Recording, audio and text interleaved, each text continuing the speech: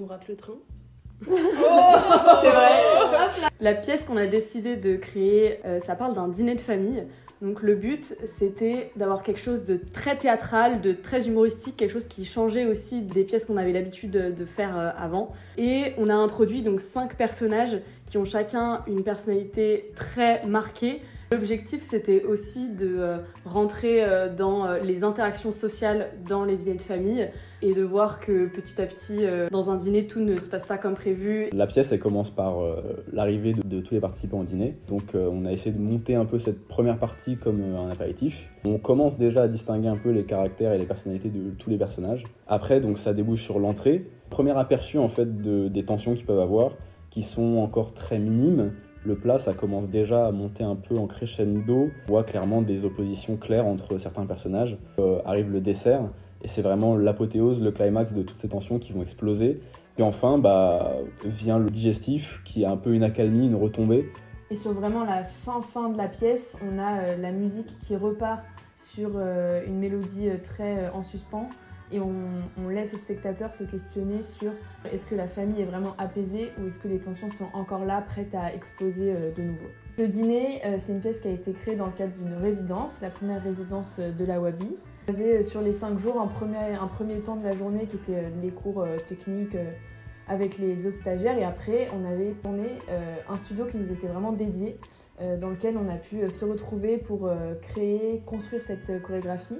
On n'a pas voulu chorégraphier en amont, justement pour pouvoir se laisser un peu cette liberté sur place, de laisser ses idées émerger et voir ce qui allait se passer tout simplement. On s'est dit qu'avec un thème pareil, d'un dîner à la fois entre la comédie et le drame, il nous fallait une musique vraiment très forte. Pour ça, quoi de mieux que le Sacre du Printemps, qui est vraiment tellement nuancé rythmiquement. C'était compliqué de trouver une musique qui pouvait convenir à tous ces actes.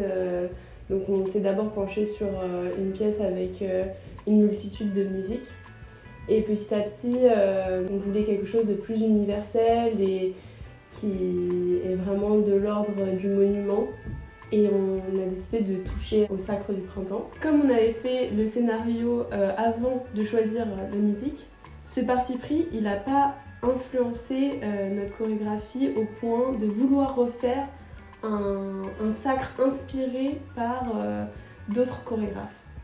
Donc c'est un parti pris fort, mais c'est pas pour ça qu'il a conditionné à 100% nos idées sur cette chorégraphie. Je pense qu'on était tous hyper excités à l'idée de enfin pouvoir utiliser autre chose, aller en dessous, aller au-dessus, monter, faire des balanciers sur la table, séparer les tables, utiliser la nappe, etc.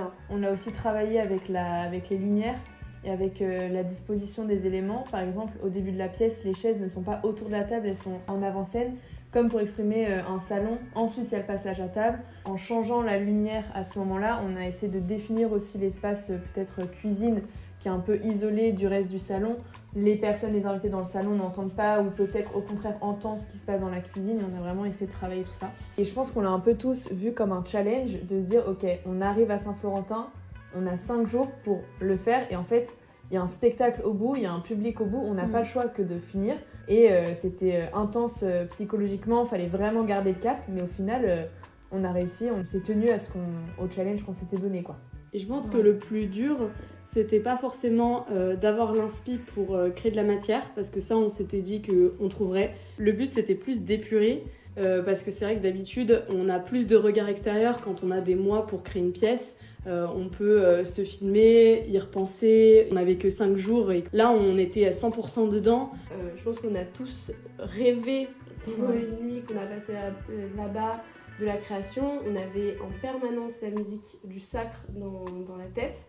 Donc aussi, ça nous a permis d'être pendant 5 jours vraiment concentrés là-dessus, mais comme si rien n'existait d'autre que cette création. Et c'est une pièce qui a été créée par nous 5 et on l'interprète tous les 5, mais on a surtout créé des personnages plus que des rôles attribués à chacun. Et le but, c'est aussi de faire vivre cette pièce avec peut-être une autre distribution et vraiment voir comment ça évolue avec d'autres interprètes sur ces personnages qui sont hyper caractérisés. On a tiré énormément de choses de cette aventure, déjà plein de souvenirs, encore une fois, les uns avec les autres, et puis beaucoup de goût pour voilà, continuer ce travail de création en étant en immersion cette fois-ci des plus totales en résidence.